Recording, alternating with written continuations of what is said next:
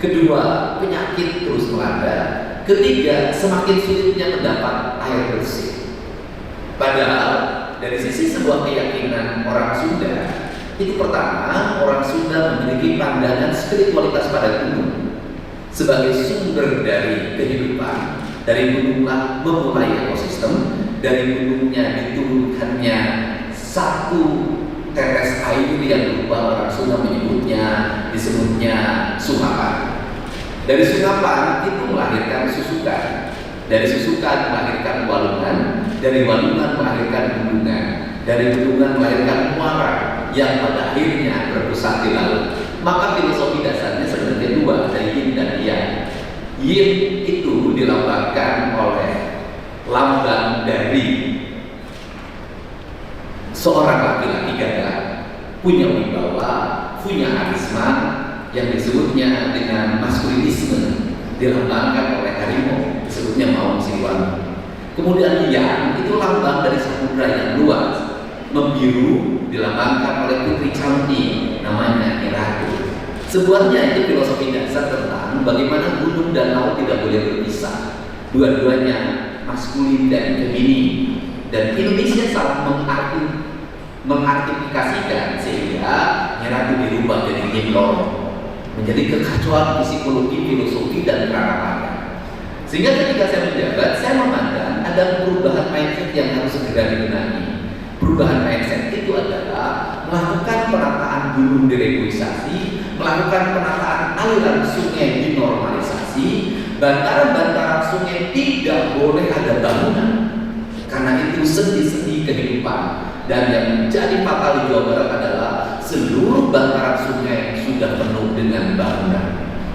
Bangunan itu ada yang bersertifikat, kemudian ada yang menggunakan sewa, nggak tahu siapa yang menyewakan. Sehingga pada hari ini pemerintah Provinsi Jawa Barat berusaha untuk mengembalikan fungsi-fungsi sungai, membongkar seluruh bangunan yang ada di bantaran sungai, mengembalikan fungsi-fungsi sungai sedimentasinya, dan saya akan memulai sekarang ini adalah menanam pohon kelapa di seluruh bantaran sungai di Jawa Barat. Karena menurut saya itu adalah ketokohan yang perlu dibangun. Nah, kemudian yang berikutnya adalah bagaimana masyarakat kita ini, saya yakin betul bahwa hakikat manusia pasti kembali ke dua hal. Pertama, kerinduannya ingin kembali ke gunung. Kedua, kerinduannya ingin kembali ke laut. Maka tempat-tempat favorit dimanapun itu pasti adalah gunung dan laut. Siapa yang menguasai gunung, siapa yang menguasai lautan, maka dia akan menguasai alam ini dengan baik.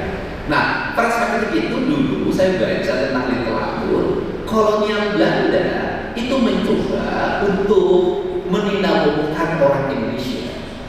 Salah satu bentuk meninabobokan adalah membuat mereka untuk tidak suka ke laut. Caranya masyarakatnya dibuat perkebunan, baik teh maupun karet serta hina. Tujuannya adalah mereka fokus pada upaya berkebun, mereka fokus pada upaya bertani, tapi lupa menguasai laut sebagai sumber utama kekayaan besar negara ini. Dan itu berhasil. Nah, pada akhirnya di saat ini kita semua sesungguhnya kekayaan terbesar negeri ini berada di laut. Tetapi kita lupa memuliakan laut. Laut hari ini berubah menjadi tempat kutukannya orang-orang sungai. Seluruh sampah hari ini dibuang ke sungai. Kemudian pencemaran dialirkan ke sungai, pada akhirnya akan bermuara di laut. Dan sebuah kutukan bagi sebuah masyarakat, sebuah lingkungan, manakala tidak memuliakan gunungnya, manakala tidak memuliakan sungainya, dan manakala tidak memuliakan lautnya, yakinlah kemakmuran tidak akan pernah ada, karena dia ditutup oleh alam. Untuk itu pada kesempatan hari ini komitmen kami kerjasama dengan TNI adalah ingin mengembalikan seluruh aliran sungai yang berasal dari gunung dan sampai ke laut, dan kemudian memuliakan laut. Tradisi memuliakan gunung itu ada yang disebut dengan hajat bumi atau serentak bumi. Kemudian tradisi memuliakan laut disebutnya adalah hajat laut. Dan hajat laut itu hari ini adalah ritualitas. Ritualitas itu sesungguhnya itu sama dengan ketika kita menghormati merah putih. Cara leluhur kita menghormati laut adalah bersedekah pada laut. Bersedekah pada laut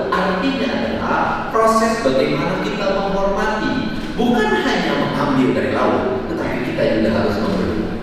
Bersedekah itu akan melahirkan biota laut, manakala aspek-aspek sedekah sesajennya itu bisa melahirkan aspek bagi tubuhnya berbagai mikroorganisme dan biota laut. Sesungguhnya perspektif itulah yang ada dalam tubuh kita.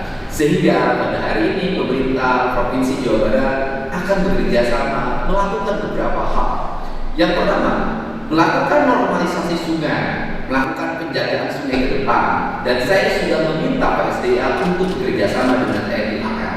Kalau diserahkan terus pada PSDA, hari ini pohon ditanam, hari ini bangunan dibersihkan, dalam setahun akan tumbuh lagi. Harus ada penjagaannya. Maka nanti akan saya hitung berapa kilometer aliran sungai itu, harus berapa tentara TNI AL yang berpatroli di situ. Baru kita akan selesai masalah. Yang kedua adalah bekerja sama untuk di garis pantai. Di garis pantai kami sudah meminta kepada Dinas Perhubungan untuk membuat landasan-landasan pesawat kecil. Tujuannya untuk apa?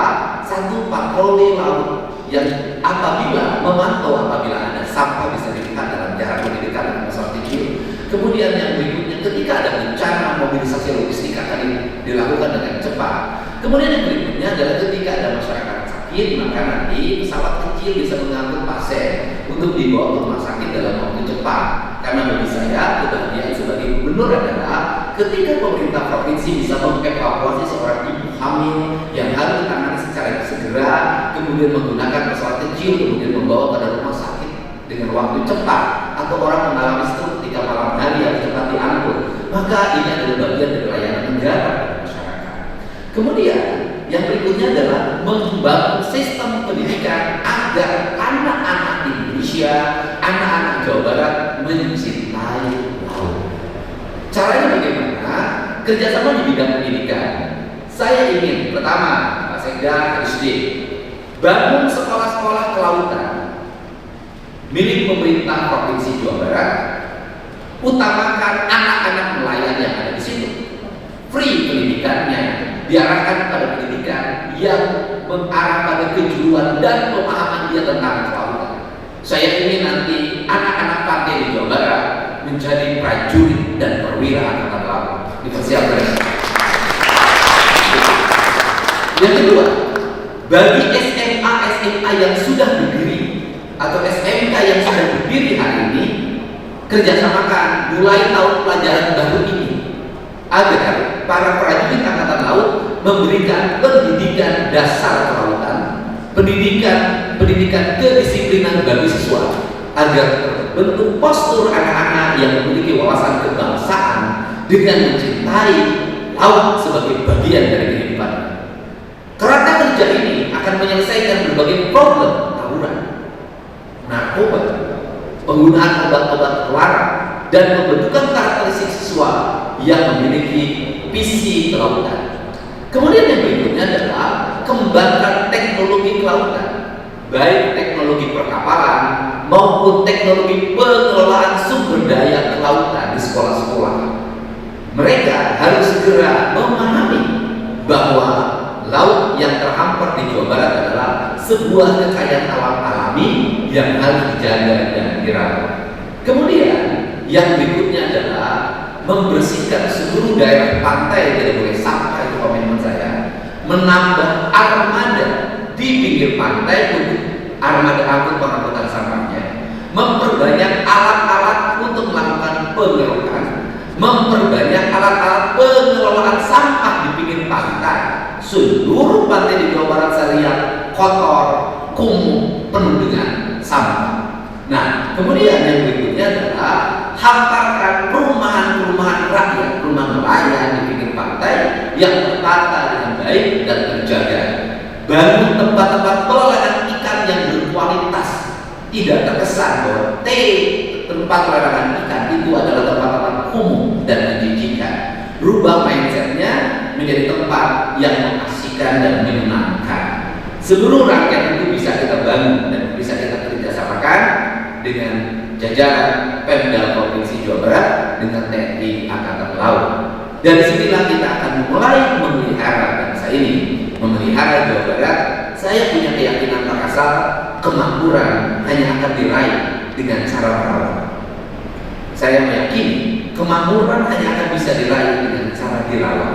Lautnya dirawat, sungainya dirawat, gunungnya dirawat, kemakmuran akan lahir.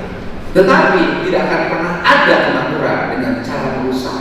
Lautnya dirusak, sungainya dirusak, gunungnya dirusak, yang ada adalah kehancuran.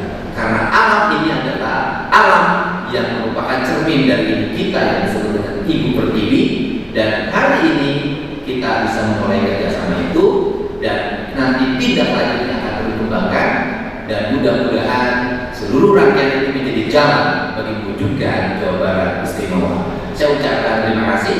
Wallahu muwaffiq ila aqwamit thoriq. Assalamualaikum warahmatullahi wabarakatuh. Salam keras.